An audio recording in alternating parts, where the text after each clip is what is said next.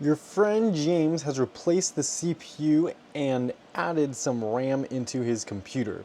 He also blew off some dust out of his system using some canned air, good. But when he rebooted his system, an annoying repetitive beep occurred. What was wrong? Well, let's help James out. Let's figure out what was wrong. What the heck happened?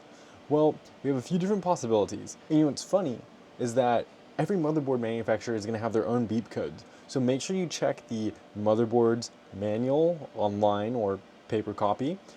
So everything just depends on your motherboard. The only thing that is the same is the RAM. If you have a repetitive beep, like what James is having here, it's always a RAM issue. So the answer where it says the beep indicates a RAM problem, this is correct.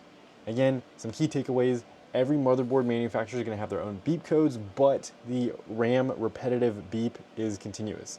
Repetitive beep, that's annoying. All the beeps are annoying, but the one that's repetitive is going to be a RAM problem. So that's how you would help James out.